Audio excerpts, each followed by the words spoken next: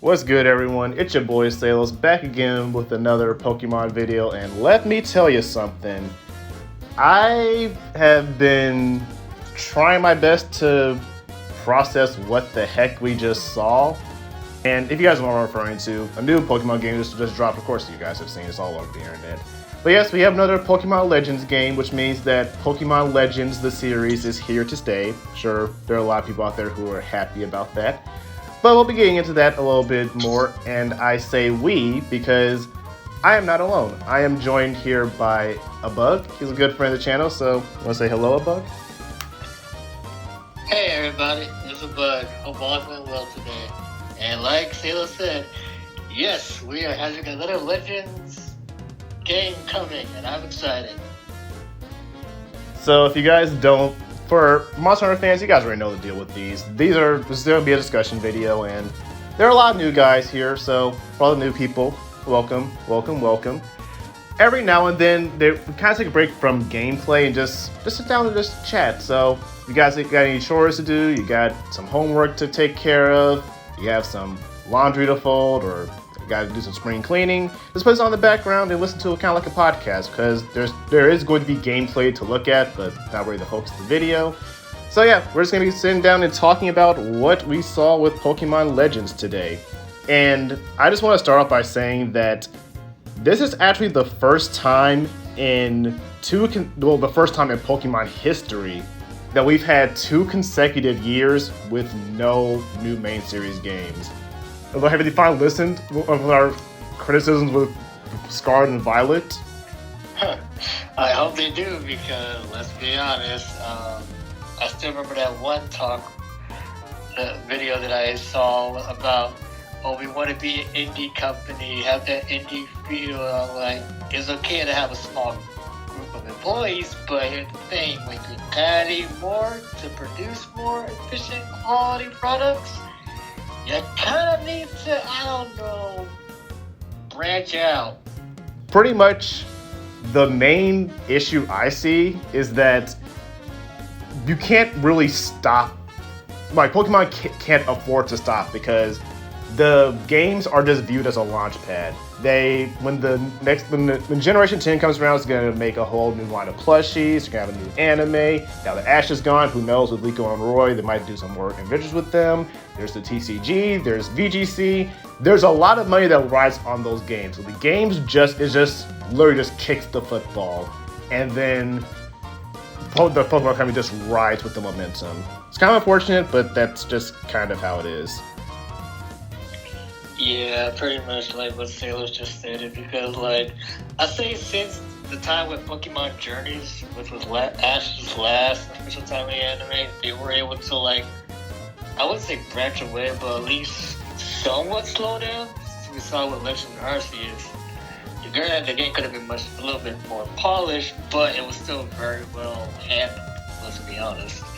That's one component. Congratulations, they finally got a hand on the anime.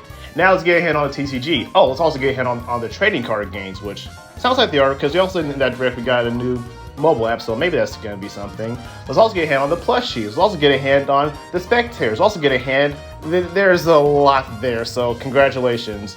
1 down, 99 problems to go. So yeah, because when you really look at it, yes, the video game does get a lot of money, but not as much as merchandise, t-shirts, everything else.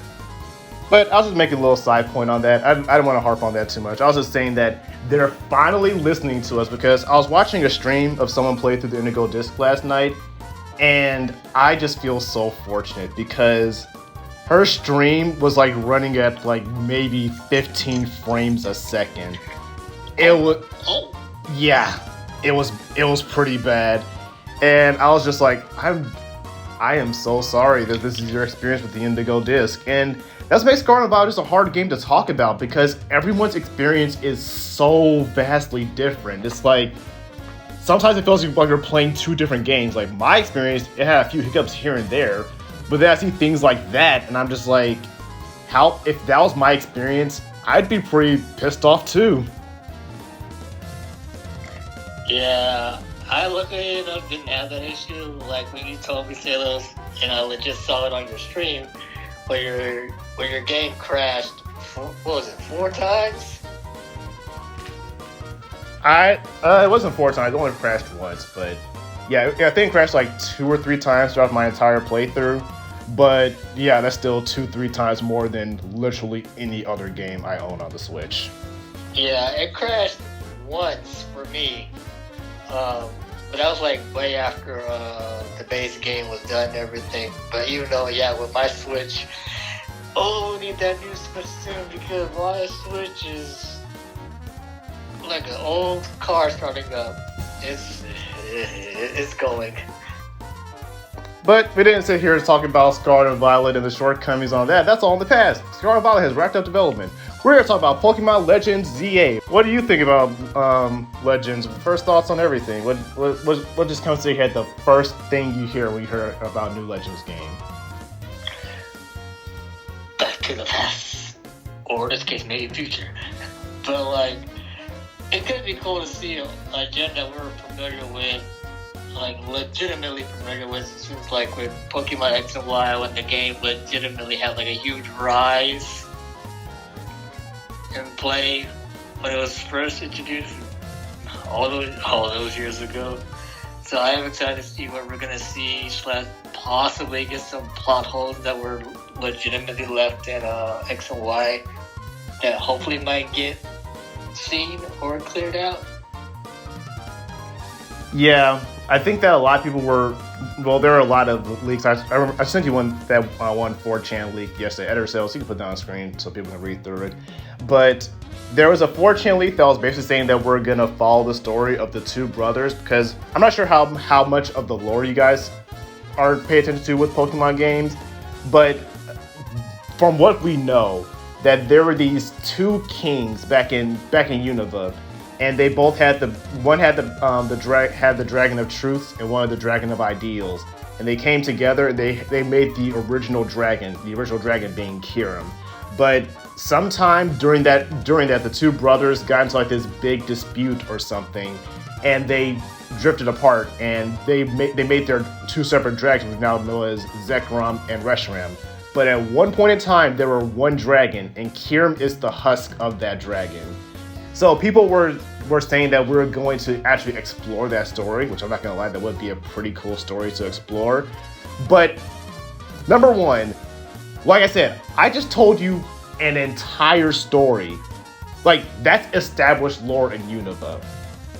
When I think about Kalos, I know that there's a war sometime in the past and someone's Floette died, and there's a real buff dude who just, I guess, lives forever because he got zapped with a there's not that much there. That's what I'm saying. It's very inconsistent. So I think that as cool as it would be to explore that timeline and the original story of Black and White, and especially since Black and White's one of the more popular games, I think we can all agree that X and Y needs a little bit more fluff to it.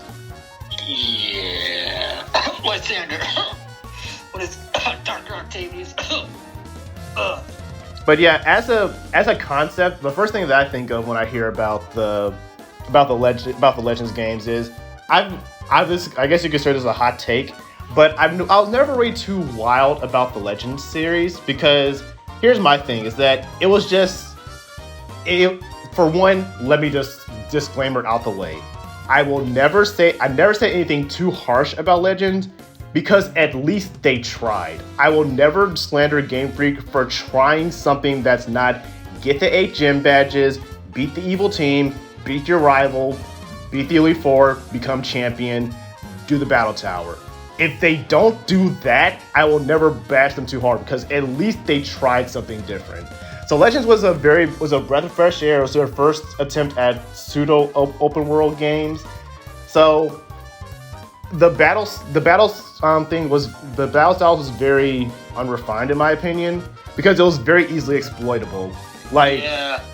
Like there was almost no reason to use strong style, because if you use strong style and you miss the KO, then your opponent could then just bombard you with 3 attacks in a row and then you just die. Yeah, fun fact, levels don't matter. You get level 100, and you'll still get wiped by level 20 mon, and vice versa. Yeah, it just felt very like it made the battles faster, sure, but for me, I really like to plan and strategize in my Pokemon game. So it kind of got robbed of that, the strategy aspect of it. So I just hope that there's a fine balance where it still keeps the feel, because I do like the feeling of just quote unquote real time combat in Pokemon, while still keep that turn based RPG style. I just kind of want it to be a little bit more fine tuned. Yeah, I agree. I agree on that one. Like, especially aerial ace, agile style. Yeah, there is literally a clip that I think has become infamous of, I went for a strong style Dark Pulse with Umbreon trying to take out Vol's Giratina, didn't get the kill, and then he proceeded to Aura Sphere my Umbreon 4 times in a row. After that moment, I was just kind of like, this battle system's trash. Oh god. But how do you feel about just going to Kalos in general? Well, you already say you kind of fluffed out, just filling out a lot of the plot holes. What's like one of those things that you're kind of like, just one thing? What's one thing that you're really hoping that this game addresses? I say one of the big things that were never really addressed with you remember the whole power outage? Yeah. Yeah, cause you can tell everybody knows, okay, there's something there, but it just never ever got put together or whatever. We never got an answer what exactly went down with that situation, or if there was a situation to begin with. And we kind of touched on this this is a Legends game, that this Legends game might be taking place in the past or the future. But I don't know if you remember this, but back in Gen 4, you couldn't go to Sunny Shore City because there was a power outage in Gen 4 as well. And it was just never explained. But it was like, oh, the power's back on. So the Lumiose stays like, oh, there's a power outage, we'll get back. For me, that was just more like it was there to just because you needed to do the other gym badges. That was you couldn't fight the 6th gym leader before the 4th gym leader. So I just kind of wrote it off as just bad game block. You know what? That is quite fair to understand it, but the thing was though, there was also an entranceway to somewhere, and it's like, oh, there's no power, you can't go down here. Oh. I think what you might be referring to is the generator, the power plant in the desert, where it says the door is locked and that's it. Is that what you're referring to? Yeah, I think that's what I'm referring to. Yeah. So yeah, I guess we can go ahead and talk about that a little bit. Do you think that we're going to the past or the future? Because I've seen a lot of both. That's a great point. I guess for safety's sakes, I'll go with past for the time being until proven otherwise. Ooh, I'm wrong. got different opinions. Okay, go ahead. I'm not saying because with Legends Arceus, yeah, we were literally sent to the past like Samurai Jack, but you might get a chance to see stuff how Lumiose City was / got to where it is now. Well, as for me, I think that this is actually going to be the future because nothing about that trailer screamed that we're going to the past. It was very digitized. It gave me Tron vibes, and even at the beginning, they were talking about they're saying things like Project Lumiose, and it was already the Lumiose we know, but we saw holograms battling everywhere. And big point, this is confirmed, the entire game takes place in Lumiose City. So with something that big, not that feudal Kalos can't be a thing, but for one, I just it was with Legends Arceus. It was the initial reveal trailer gave very big ducking and weaving. Pokemon are dangerous creatures. We don't have a handle on them yet. They're not our friends. They're fierce, ferocious creatures that we know nothing about. That's the vibe that Legends Arceus gave. This gave me vibes of we're gonna take Lumiose City and we're gonna take it to the next level. So that's why I think we're going to the future. And that's very fair points. I do agree. Like I said, I could be wrong. And I don't mind if I'm wrong. I'm playing that document right now. But as for me, just in terms of going to Kalos just in general, is why I said that while there is a legitimate reason that I think that Kalos needs a little more development. Also, I think that there's like the gap between Kalos and Unova in real life kind of has a reason, because I know a lot of people get on me that's saying, oh, why do you like Unova? Because when the games first came out, they were not received well at all. And I was very much on that camp, and now that they're in the limelight, enough people, I don't stray away from that. I was one of the people that didn't like Unova. I can respect them as games now, but there are also a lot of personal factors. The main one being that when Black and White and Black and White 2 came out, that was very much when I was like in 10th or 11th grade. And that was the time where I was starting to get ready for college. So my parents were making sure that I was applying to colleges, making sure that I got good SAT scores, that I was pressing for the ACT. I'm not even sure the ACT is still around, but just make sure they had all the good grades so I could get to a good school. So they were very much trying to push video games out of my life. It was so bad that I bought one game, Kid Icarus Uprising, and the moment I got it, my dad took it while I was in the shower, and I literally never saw the game again.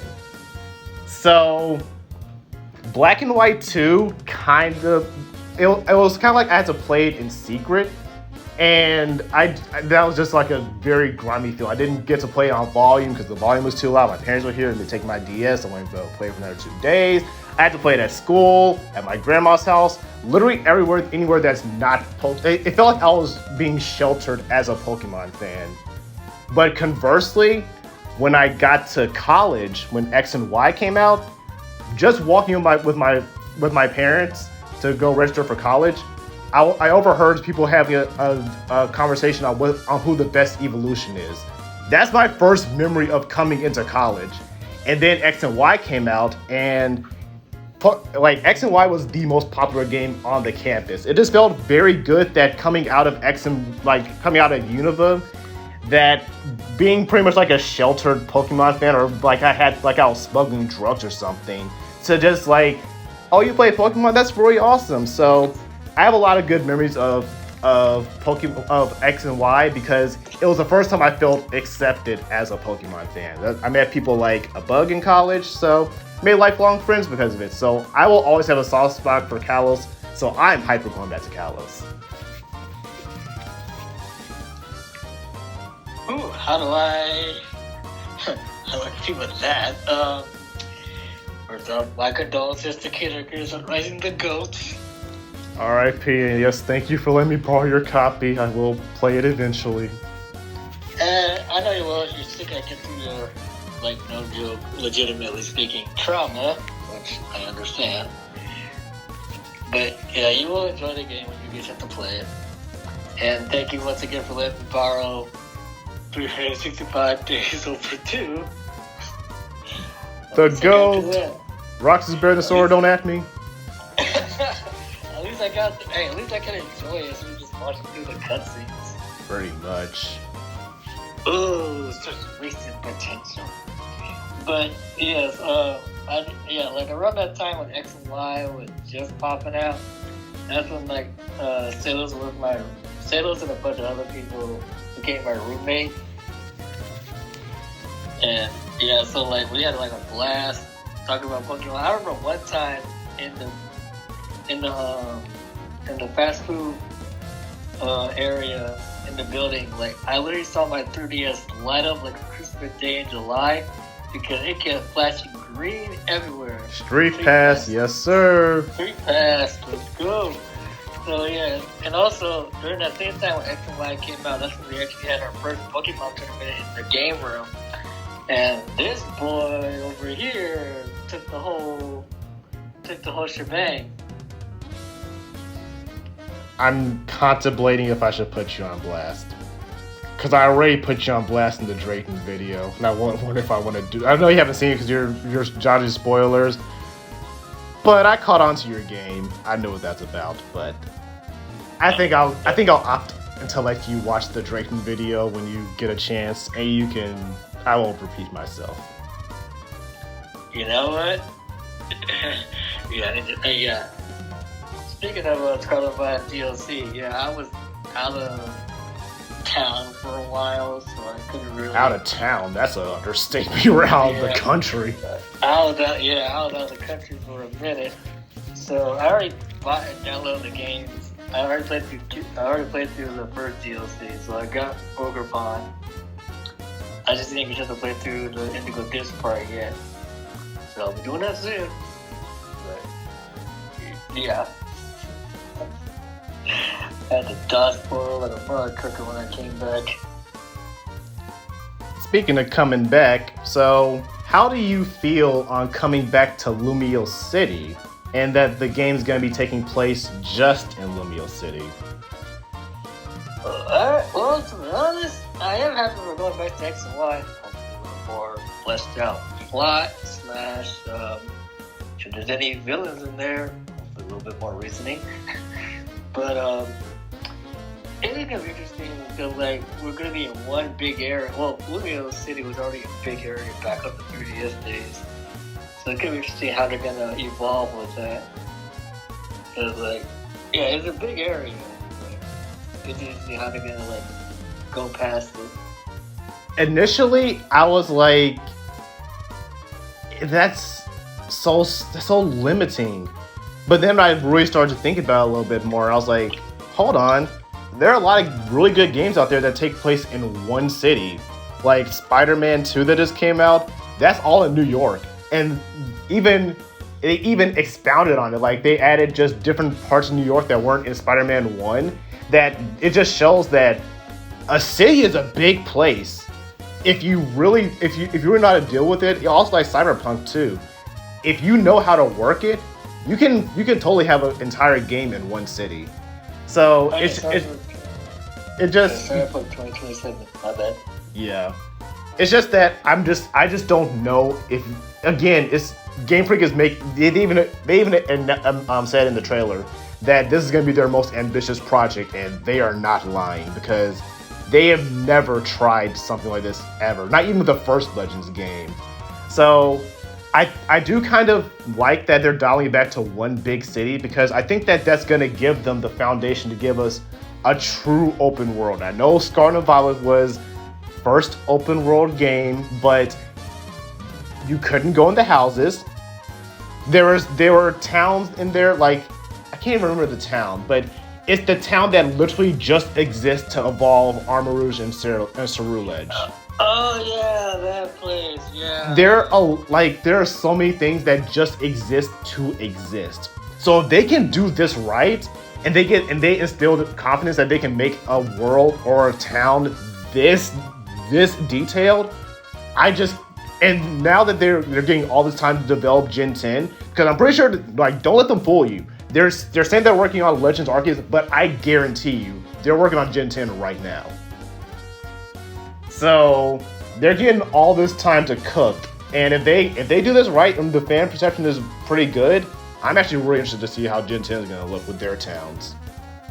But the one thing that I think everyone is really excited for, the first time since Gen 7, we have a return of a past gimmick. Megas are back. Mega Butterfly, let's go! Are there any Megas that you hope are in this game? You know, they become Megas? Yeah, like a Pokemon that was in X and Y is like, man, I really wish that, I don't know, I wish Durant got an evolution. I don't know. But is there like a Pokemon that you just really wanted to see Mega Evolve that just never got a chance? But I would like to see my Loaded Cap one. Which I found so weird because Feebas and Magikarp are very clearly counterparts to one another. So it's just so weird that Mega Gyarados was a thing, but Mega Milotic never became one. And I know you have your whole history with your shiny Milotic, so... Yeah, that thing was a beast. It's still a beast. So proud of it. But honestly, my top one is that I really want the Kalos stars themselves to get Mega Evolutions because Greninja, we'll get to Greninja, but outside of him, like it just felt like such a natural fit to have the starters Mega Evolve.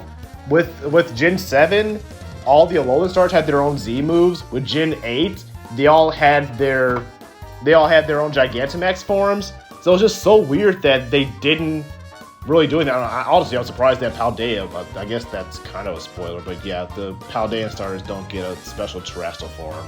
RIP. Right. So I guess you could say terrestrialization now, but it was just so weird the reasoning was the Game Freak's official reasoning for not giving the Kalos starters Mega Evolutions is because they didn't want the Kalos Pokemon to take away the spotlight from the other Pokemon they were giving love to. Keep in mind, giving love to Pokemon that didn't need it. Like, they gave Scizor Mega Evolution, and Mega Scizor never saw usage because regular Scizor was so much better. Like, it was almost a waste of a Mega slot. Same thing with Mega Garchomp. Mega Garchomp saw no usage because Mega Garchomp was so good. There are just so many Mega Evolutions that got Megas just because they're fan favorites. So that, I guess, outside of just the few that I have listed out that I want to see, that's my biggest complaint. I mean, that's my biggest hope is that the mons who get Mega Evolutions, make it the ones that actually need the buff. Like, please, for the love of God, do not make Mega Incineroar. Because you're gonna make every VGC player cry if you do that. I like Incineroar. Love the heal, but yeah, kind of busted. He's already kind of busted. Well, not busted, but you get the idea. Like, one underrated Pokemon that I know will make a lot of people happy is a Mega Luxray. Just give that man the dark typing. Everyone wants it. I know it's basic. It's not the most original idea, but it would work. Just like mons like Luxray, like who just need the buff, just give it to them. Shoot, look at Mega Mawile. Exactly. No one used Mawile. Like, at least like with Sableye, like Sableye's not the greatest Pokemon. He's annoying, but at least he can do something. Mawile without his Mega Evolution is just nothing. And then the one who definitely needed one, who was supposed to get one, Flygon. It's Flygon. Yeah, artist block. That was so. Oh. But yeah, that's the. Well, I guess we already started talking about stars a little bit. Who are your predictions for the starter trio on who the 3 stars we're gonna get? I do hope they continue the whole Legends Arceus one where you have like one for each region. Bulbasaur, Totodile, and Torchic, yeah. That was actually an interesting combination. Why do you choose those 3? Well, there was still a lot of brainstorming when there were probably some that were already going to be selected, but I say, well, specifically Totodile and Bulbasaur because they don't get that much love. Yeah, and I guess since Typhlosion's got his Sicilian form, it would make sense. If I were to pick one from the Johto trio, I would say Chikorita because. Oh God, yes. That Chikorita is by far the worst starter, like just in terms of battles. Yeah. Pure Grass is not the move. Well, as for me, I actually have 2 sets of starters that I'm choosing from. Ooh, you tell. So the first one is that if you don't remember the Legends Arceus, it was Oshawott, Rowlet, and Cyndaquil, and those were chosen because they were the most popular starter choice from their respective generations. So if we're going with that logic that they're going with the fan favorites, I chose Chimchar, Mudkip, and Sprigatito because those are the 3 most popular starters that we haven't chose from, and we could go with Kalos and we'll get to the ninja and lurking in the shadows, but outside of him, I don't think they're gonna use the Kalos starters, but if they did, then they're probably not gonna use him. So yeah, those are like the three that just made the most sense. Also, I chose the villain route. Nani? If you haven't noticed, Game Freak has been making a lot of Pokemon and a lot of moves cater towards the competitive scene. If we're going full villain route, I chose the three most competitive Pokemon that are already good at VGC, but if they got like a past form or Mega Evolution, that'll just push them over the edge. So the three I chose were Litten, Grookey, and Piplup. If you don't know, Incineroar is like not even the best starter in doubles, just like the best Pokemon in the format. So if they do anything to Incineroar, another version of him, a Mega Incineroar, that's going to grind a lot of gears in the competitive scene. And a good number two is probably Grookey, who was so good that Rillaboom kind of invalidated Tapu Bulu, a literal legendary Pokemon. So same type of premise. If they do anything to him, or if they buff his stats or change him out any type of way, I think that any form of a Rillaboom form would just push him over the edge.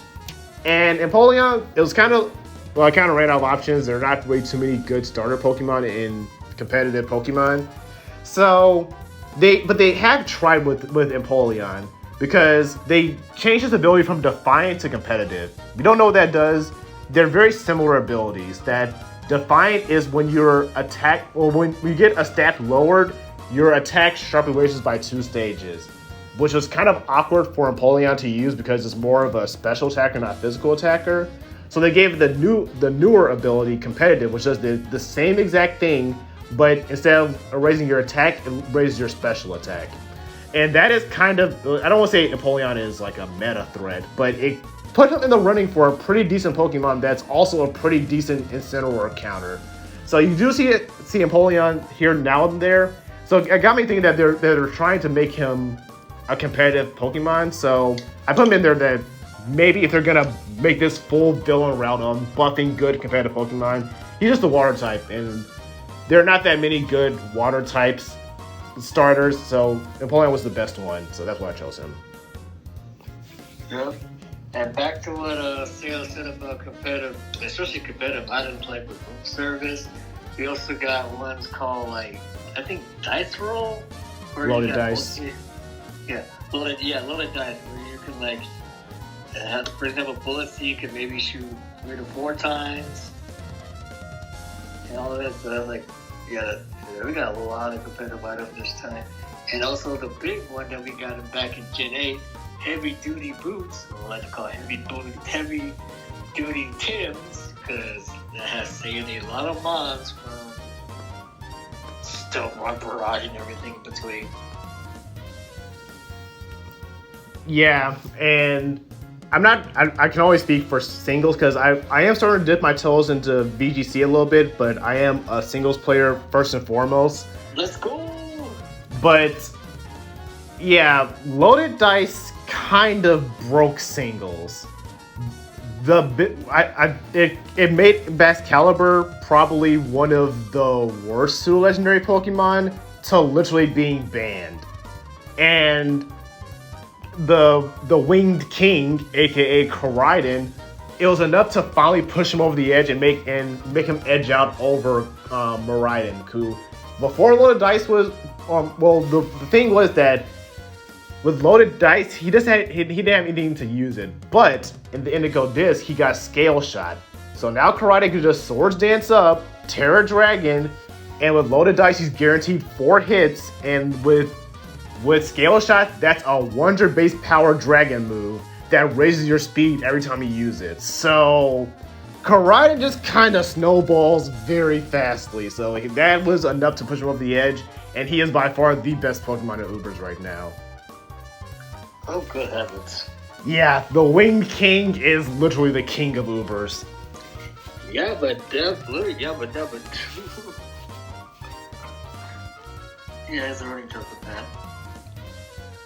But I guess while we're talking about starters, before we get too off the rails, we've avoided it too long. Let's go ahead and talk about Ash Greninja.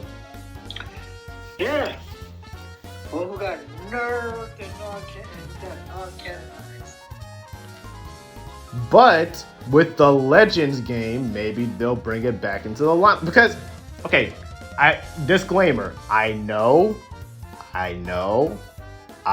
we got an explanation. It's called Bond Phenomena, and it's something that happens between a trainer and Pokemon once every 1,000 years, and way back in the past, the last one to do it was a kid in his Lucario or something like that. We got an answer as to what the heck that was, but if that was the most baloney answer ever, like, and on top of that, it didn't even do anything. He still lost the Kalos League. So, I just... Go ahead. I was say, granted, he lost to a guy and didn't know about the special, then that's kind of on you guys. But everyone like, oh, he's a random trainer. Like, no, he was supposed to show up long ago, but due to time, he couldn't show up early, so they made a special to help cross him into the series more efficiently. And y'all know, Alon went through a lot of stuff. His Charizard literally almost died fighting legendaries. Yep. Yeah, that plane was about to go. But yeah, if I just want a real answer, like even if it's like an NPC or like your rival or someone who has the Bond phenomenon, and then they, if like I say, I'm on the trend we're going to the future. Maybe this will work out more if we're going with a bugs route. We're going to the past. But even going to the past, when we go back to that first train with his Lucario, we could see the first ever Bond phenomenon. Maybe we could just lean into his line of thought here. But maybe like because it actually is an actual mystery, we're studying it and trying to learn more about what the Bond phenomenon is.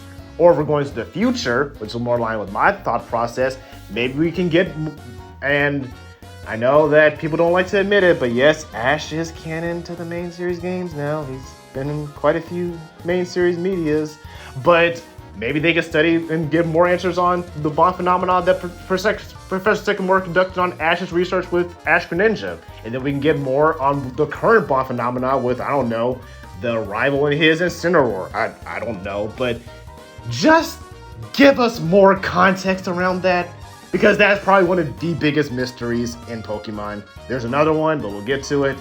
You got anything to say about this? Because I'm about through with Ash Greninja, honestly. Yeah, I have to agree, because because those of us who watched it in Japanese sub, and yeah, pretty much if you don't understand Japanese, then more power to you. I'm one of the few. But yeah, like it was only literally just like a minute, like a couple of seconds to a minute conversation about it, and that was pretty much it. It's like, oh, it's a phenomenon that a Greninja and the trainer go through every 1,000 years. It's like, okay, and that was it. Yeah. No further explanation. And then later on in Journeys,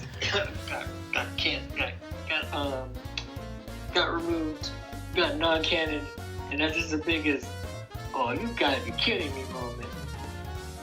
If you guys don't know what he's referring to, it was basically, the whole thing on Journeys was that Ash was reunited with his old friend and pretty much just reminiscing on his journeys. It was just one big celebration of the anime, because basically, so they went to go back to Kalos, and he went to go reunite with Greninja. And when he was reminiscing on his battle with Alon, it would be so much easier to just recreate the scenes in HD, or even just if you wanted to go the laser route, just cut and paste your old screenshots from your old battles. But they went through the effort of when Ash Greninja was fighting as Ash Greninja, they reanimated him as regular Greninja in that final battle. We know that he was in Ash Greninja form. That's what he means by they non-canonized him. It was just a very weird choice, and the only conclusion we can come up with to why they would reanimate it as a regular Greninja versus Ash Greninja is if he just got decanonized. Yep. Because the majority of people, and especially since some of these kids were kids at the time, anybody remembers Ash Greninja. Oh yeah, you didn't hear about that. Did you hear about the girl who broke the internet? No. So What's there going on? was a tweet going around of this of just some Twitter user. She was with the new synchro function and the Indigo disc, and she was swimming around with her Primarine, and she said that you guys don't know how happy I am to swim around with my favorite childhood Pokemon. And everyone was like, your favorite childhood Pokemon? Girl, that was 2 generations ago. So she sent the entire Pokemon fan base into like an existential crisis, and there was like, bros, though Alola's almost 10 years old. It's 7 years old at this point. Those kids have grown up. They're like, what? So yeah, she sent the entire Pokemon fandom into a existential crisis about their age. Oh.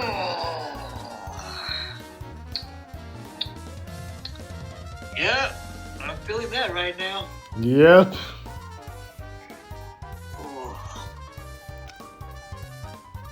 Oh God. Well, on that note, is there anything you want to say? Any other final things you want to say about Legends that we haven't touched on? Well, one thing I do hope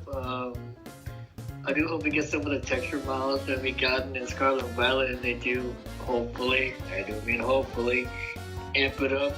Hopefully when the new Switch comes out, to make it a lot more extra, well, more polished. Wait, how have we gone 46 minutes and we haven't talked about the actual name? Pokemon Legends Z.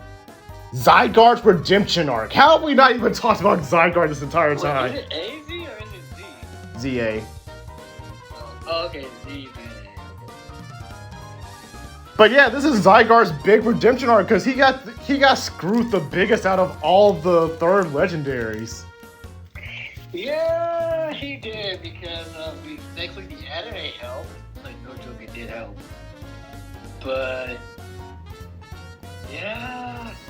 Yeah, they did say that there was a Pokemon Z in the works, but they just ran out of time. They just had, like I said, they have no time to make these games, so they just didn't have the development time or the development budget to make a Pokemon Z. So they had to kind of keep going so they can meet the deadline for Alola. So that's why we never got Pokemon Z. So the best they could do is just put in the anime. That's why it was pretty much just an anime thing, because that's the best they could do. Hey, we saw Lysander die on TV. But yeah, with the whole future thing, I guess that is just so ambiguous on what Zygarde is. It's just hard to say because we know he's the bouncer of the ecosystem, but that just doesn't add up. Because I know that Rayquaza's in Hoenn, and he's like the black mom that spanks the kids when they get out of control. But even still, like, those two fighting could very well end the world. Is that not a situation where Zygarde should have appeared? Or Cyrus literally creating an entire new universe? Like, these events clearly throw the world into chaos, but Zygarde's just chilling in his cave. Doesn't bother me, not my region, not my problem. I remember one time back in Ultra Moonlight, they showed Zygarde like just walking around his cave, and that was like kind of it. Yeah, so this will be Zygarde's big time to shine. That whether we're going to the past or the future, just give this man some justice. Much needed justice. Yeah, actually, if the rumors are true, then this is going to be the last game on the Switch. Yeah, pretty much. Cause like we have been hearing rumors about the Switch 2, like possibly coming out in 2025. Hopefully it comes out soon because my Switch is going through it. Yeah, a lot of those day one switches are going through it. Yeah, yours is still holding on. I guess there's also the AZ Floette, another Ash Greninja thing. I know that a certain one of my yeah, we were supposed to get that, but that never happened. Yeah, I have a friend who it's Ivan, but he said that if he hears one more thing about this stupid Floette, he's going to force someone to step on a Lego. He is so tired of hearing about this stupid Floette. And I talked about it one time when we met up at MomoCon. He was like, I swear to God, if you say anything about this stupid Floette. Because, like, back in X and Y, people would not stop theorizing. There's even a channel, I'll even link it. There should be an iCard right here to link it to my little Ash Greninja AZ Floette theory. But, yeah, people were just very intrigued that we never got that event. So, if we are going to Japan, like, there is so much that can be done, and take this as you will. I'm not sure if Pokemon will go this far, but in terms of the Kalos War, France as a nation is known for just going to war with a lot of nations. There's the Spanish War, which would mean that we can go to war with Paldea. They've just gone to war with a lot of regions that are in the Pokemon universe. So I'm not sure if that's gonna tie into the Great War. Again, one of those things that are just ambiguous. So, but if the whole game takes place in Lumio City, then it's how are we gonna have a war if we're just in one town the entire game? That's my biggest thing, that why I don't think we're going back to the past, because if we're confined to one city, I just don't know how much of the past we can really explore. You know what? Fair point. But we just don't have we have an idea, we just don't have a clear idea of what exactly it's going to be. That's the future. But I also think that this is also a very interesting thing that we're having this conversation, because we just assumed that the Legends games were going into Pokemon lore and going back into the past and hear about all these legendary stories, or the origins of Celebi, or the legends of the original dragon. But now they also said, well, the Legends games don't take in the past. We might go to the future as well. And that's just something we never even thought was an option for these games. Well, true, to be fair, we only had Legends Arceus. That was like our only thing to judge with. Yeah. Yeah. But do you have anything else to add, or before we wrap up here? Not too much. Pretty much.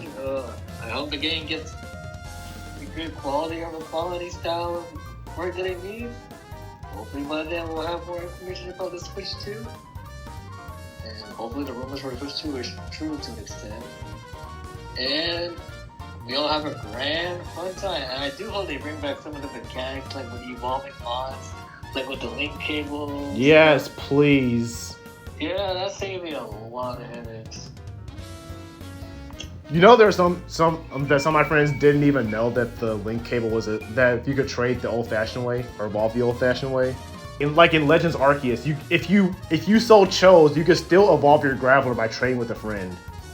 Oh yeah. Yeah, there are some people out there that didn't know you could do that. They're like, there wasn't any trading in Legends Arceus. It's like, yeah, there was. You just had to go talk to the NPC in the town. They're like, you could trade in that game? I was like, yeah, you could trade. But I think that's about all the time we have today, right under the 1 hour mark. So, if you guys enjoyed this little discussion video, and you enjoyed our good talk with our friend Debug here, then make sure you leave a like, and make sure you go check out his channel. He should be in the description. He should be the icon right here. He does a lot of different things. Right now, he's currently doing a lot of Monster Hunter content, if you guys are into that.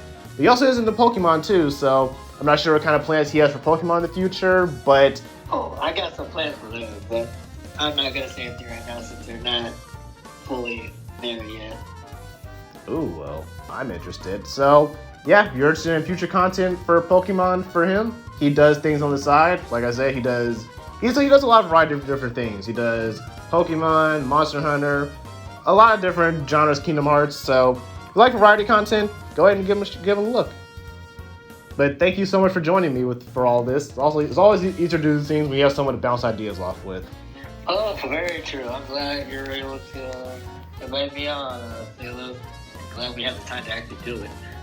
Pretty much. But with all that being said, I'm about to get about. Thank you guys so much for watching, and I will catch you guys in the next episode. Till then, deuces.